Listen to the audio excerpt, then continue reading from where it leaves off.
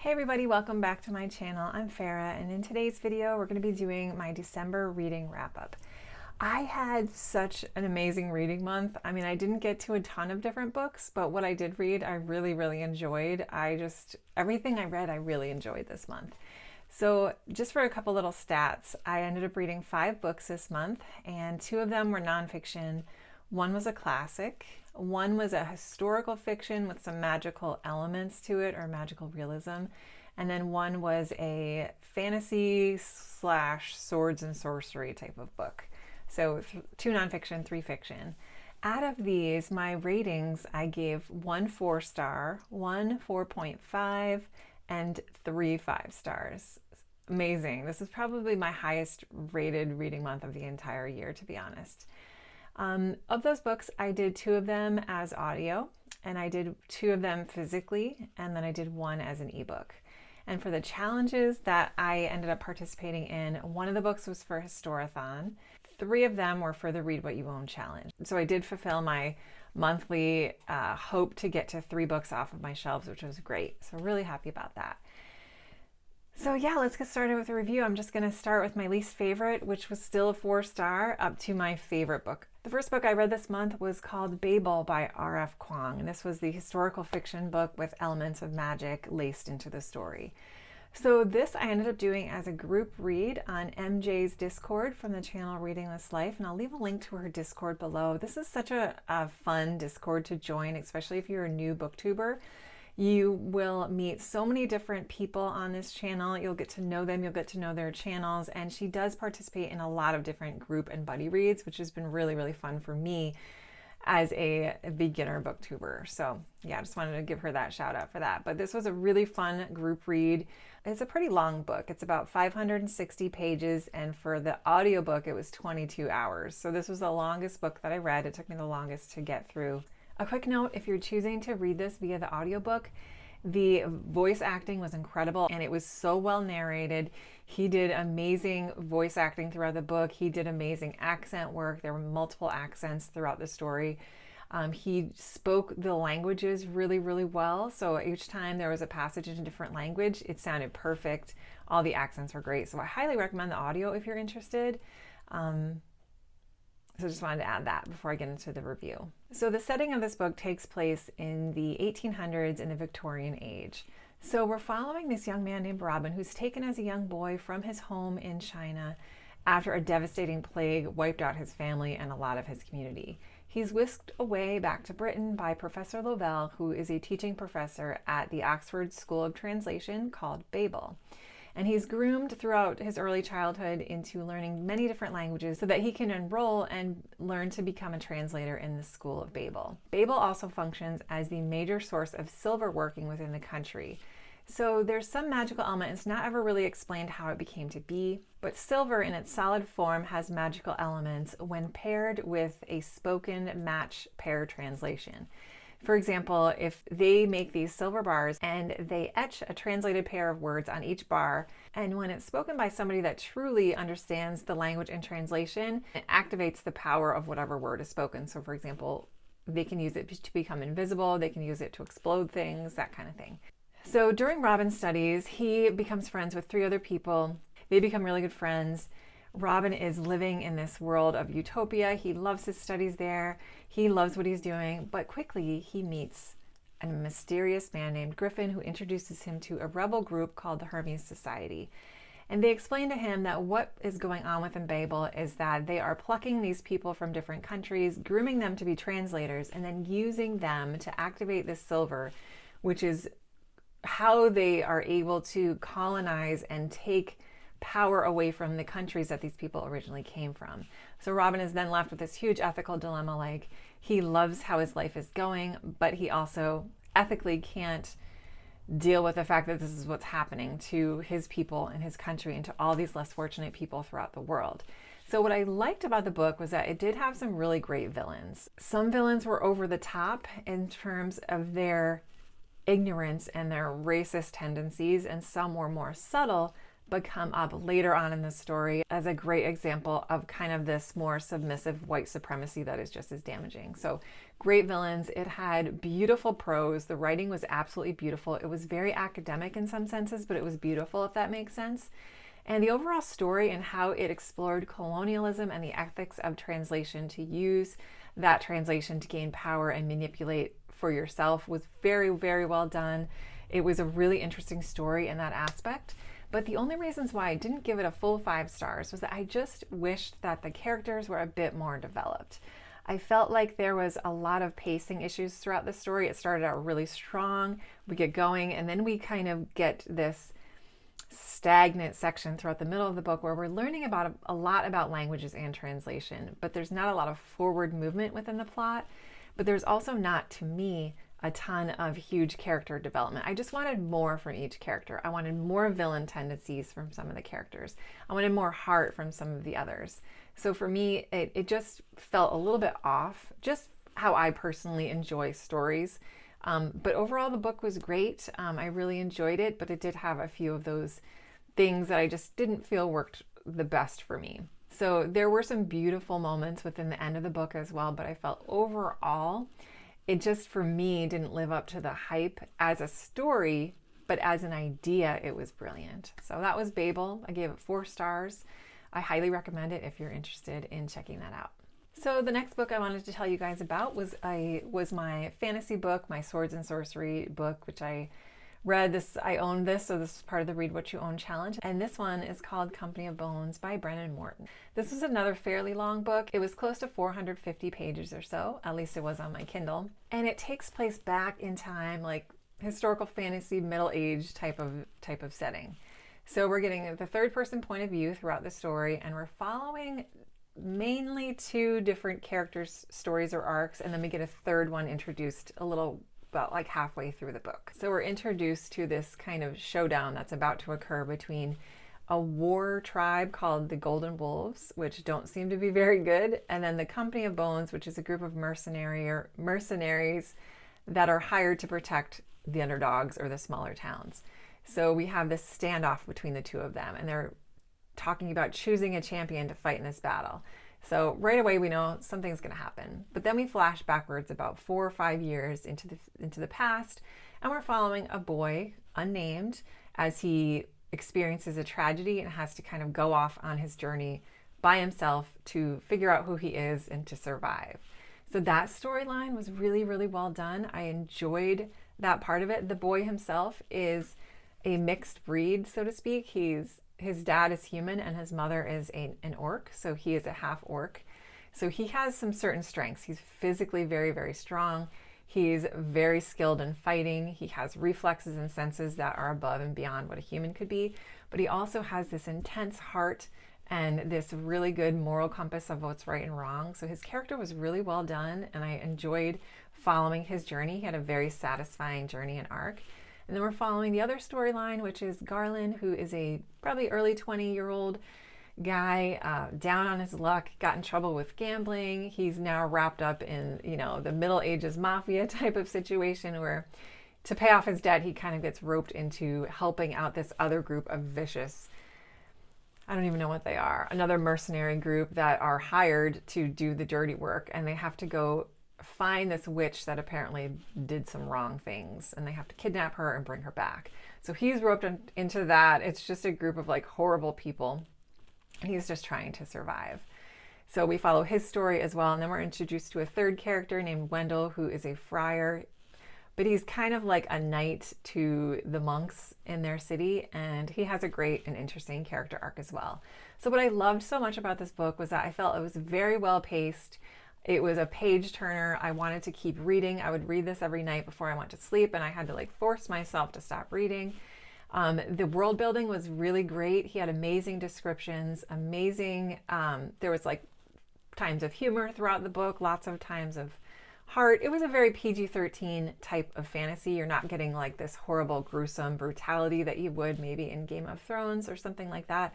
I'm not an experienced fantasy reader, but it felt like it was very readable for me, very easy to follow world building, easy to follow characters, and I really appreciated and enjoyed that. There weren't a ton of female characters, but the ones that he had within the story were very strong. They had different strengths or kind of powers, which I thought was really fun. And it's a part of a series, so it wrapped up really nicely, but it made you wanting more. Like, this was the type of book that I wanted to pick up right after I was done reading it and reread it again.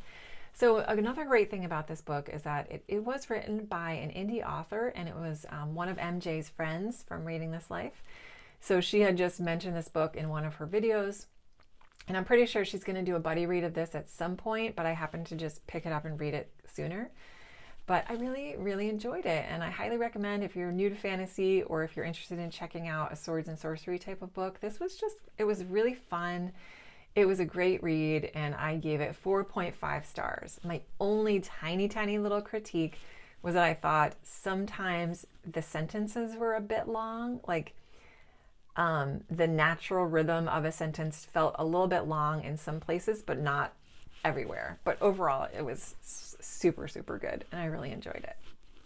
So the next book I'm just going to quickly talk about because it's very well loved. We all know the story, but this was A Christmas Carol by Charles Dickens. And this is a very short holiday novella. It was only about 90 pages long, so I got through it pretty quickly. And it was just really fun to experience the Christmas Carol as it was originally written back in the 1800s. And I almost wish, I always say this about classics, I said this about Dracula as well, but I wish that I could have read this without ever knowing the story. I wish I could have experienced this as the people did back then without the visual media that I've always had growing up. So for the Christmas Carol, of course, we're following our main character, an elderly man named Ebenezer Scrooge, who is a miserly, miserable person, just greedy, no joy in life. He treats people like crap. You know, he's stingy. He's just not a nice person. And on Christmas Eve one night, he gets haunted by a ghost from his past, his old partner, who warns him that if he doesn't change his ways, he's going to end up in this eternal damnation to pay for all of his, cruel things he did in his life. So he's told that he's going to be followed by 3 different spirits, and they're going to sort of show him the way and try to help him change his ways. So the writing was really fun. This was my first Charles Dickens book I've ever read before, and I really enjoyed the way he wrote, the prose, his descriptions. It had a lot of descriptions that felt very cozy and Christmassy to me, especially in the Christmas present chapter. And for the small amount of pages in this book, I just felt like it had a really good and full story. It really highlighted the meaning of Christmas to me, the acts of generosity and kindness, and holding that Christmas spirit in your heart and helping others. And it's such a great story. And of course, there's many adaptations that we all enjoy. Number one being the Muppet Christmas Carol, of course. I mean, just the costumes alone in that one is incredible. So I really enjoyed my experience of reading A Christmas Carol, and it's one that I'll definitely go back to in the future. And I'm interested in trying out some more of Charles Dickens' holiday or Christmas themed short stories. So just fun to finally have read that. 5 stars. So finally, I'm going to tell you guys about my 2 nonfiction picks.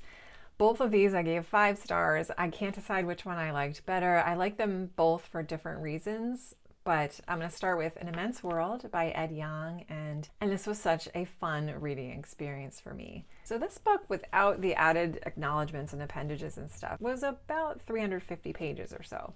I'm not sure how long the audiobook is, but I've heard that's really good. I ended up reading a physical copy of this. It's a nonfiction work about animal biology and behavior written by a science journalist.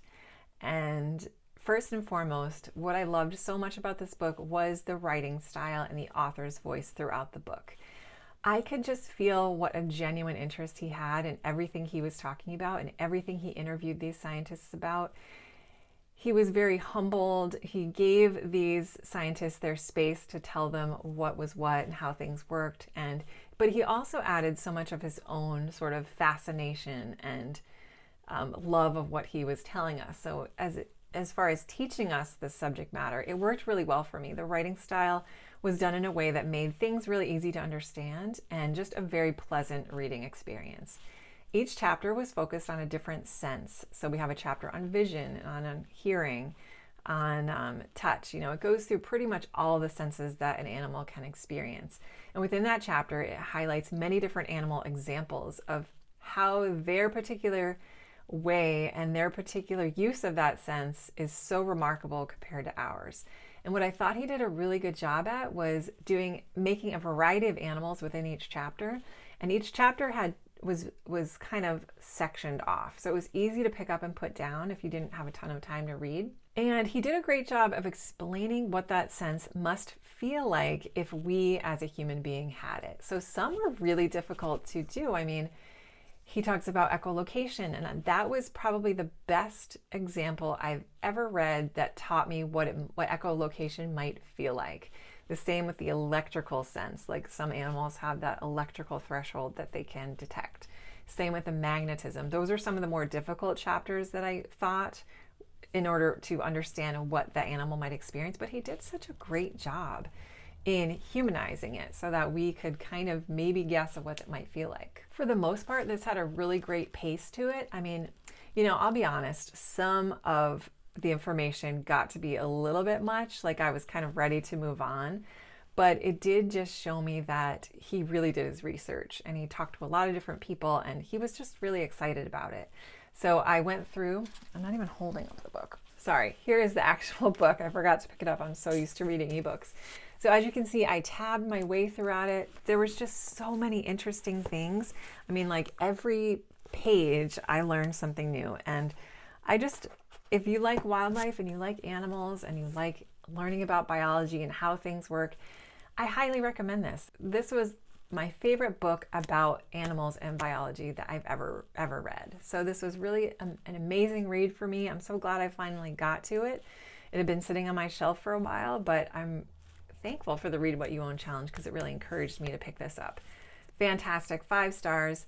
I absolutely loved it. Loved this book. All right, and my final book and my other favorite book of the month was Endurance, Shackleton's incredible voyage, and this was written by Alfred Lansing. This was my pick for Historathon, and I listened to this as audio from 2 different narrators. I listened to it through my Libby app, through this narrator, and my Hoopla app through this narrator, and both of them did a phenomenal job.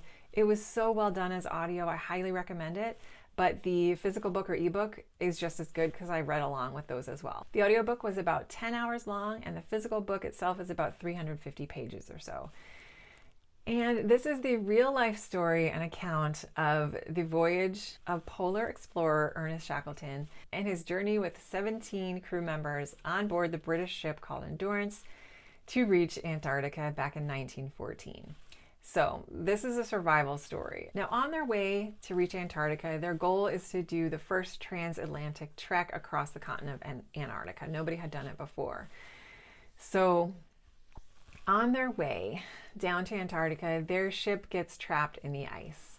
And what I mean when I say ice are these giant ice packs. So they have to very carefully plan how they're going to navigate through these. And something went horribly wrong and they got stuck. So they had to wait it out on the ship for a long time to wait for the ice to break up again. But it never did.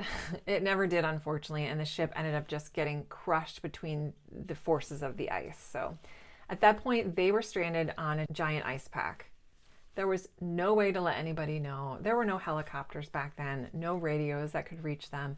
They had to try to figure out a way to get out of this mess in the middle of nowhere in one of the harshest climates in the world. Once they could find a way to get to open water, they then had to travel about 800 miles to get to the nearest piece of land. All they wanted to do was get off this ice pack because it was so dangerous. As the seasons changed, the ice would melt and crack, and they could be sleeping, and at any point in the night, the ice could crack and they could fall right in the water. So it was a very stressful time. What I really liked about this book was that it was so incredibly beautifully written. This author, I don't even know if he had any other books, but what he did with this story was absolutely amazing. So the book was written, I think, in the 1950s. Almost everybody on board kept a journal. There was also a photographer as part of the crew. So within the book, there's a ton of amazing pictures that shows you what everything looked like and what they all looked like.